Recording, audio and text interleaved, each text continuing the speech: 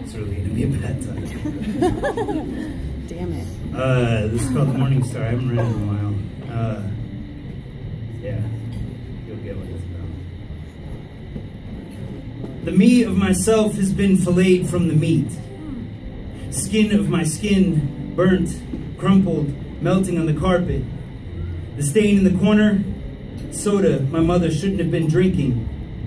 The disembodied whole of her life scattered about my feet in an assemblage of 3 rooms divided into separate but equal spaces.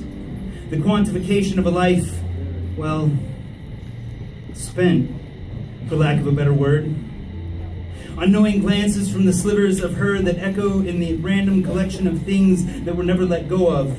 People, ideas, gods, other people's children, shattered pieces of my childhood, a disheveled mosaic attempting to signify relationship, the divorce and dismemberment of an American family. A voice, oddly unfamiliar, inviting me to some recognition of her idea of me, gathered in moments of recollection from friends she never spoke of.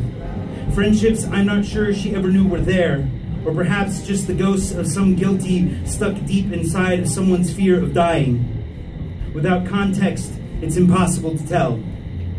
So I grind the minutes down to powder, try to gain insight by melting them into spoons, loading syringe after syringe, and shoving them into the corners of my eyes until they bleed salt and sorrow and grieving. Wouldn't want anyone to notice or think I'm not mourning. I'm not mourning. Some mornings I think she is judging me, wondering why I will never quite believe her, even though belief requires trust, and trust requires time and relationship, and there is not enough relationship to overcome the lie I cannot decipher, nor the truth underlying things as they are. So things as they are uncomplicated by connection. An entire life reduced to 40 trash bags, 5 carloads of donation, and an apartment full of things left for other people who are not myself to deal with. Just like I was another thing left for someone else to deal with. Ooh. Too much for anyone, really, but lovingly held by so many who thought they could. Women, jobs, friends, families, lives go on as if nothing happened, as if nothing changed, because nothing changed, really. Until my car reminds me that I need to call my mother at a time that wasn't hers, at a number that wasn't hers for too long.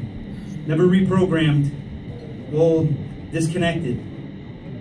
Irony so thick you could build an empire on it.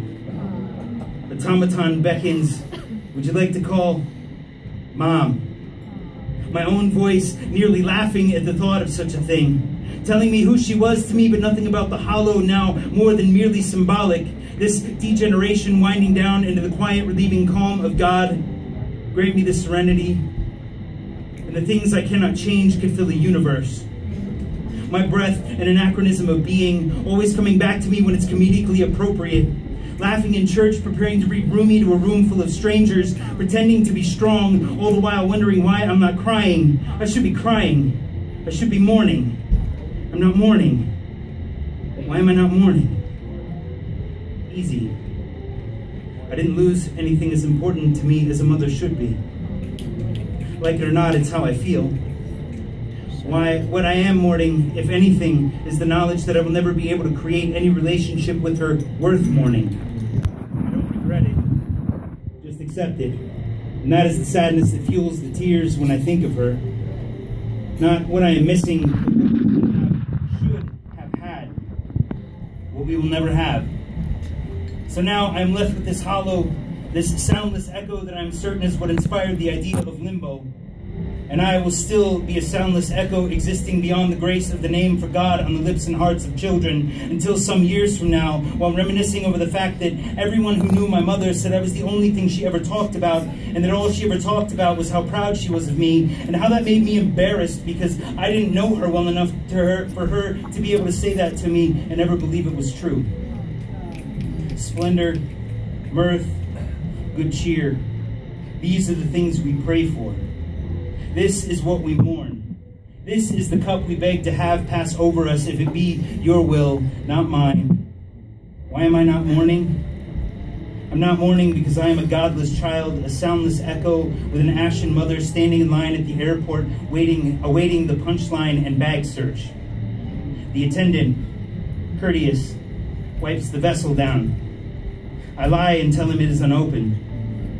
2 days before, I had stared into that box, hoping to feel some heat rise up in me, some anger, sorrow, fear, or impending dread. Perhaps her face, miraculously etched into the black plastic, anything to shake loose the thunder in my chest and a torrent from my vacant stare. Later, when asked in the men's room, what were they giving you shit about at security? I stare like soot and tell him, my mother passed this week. Her ashes are in this backpack.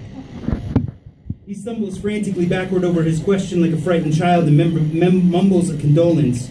I chuckle to myself about life's little lessons regarding questions asked and wanting their answers, and hear my mother gasp and cackle.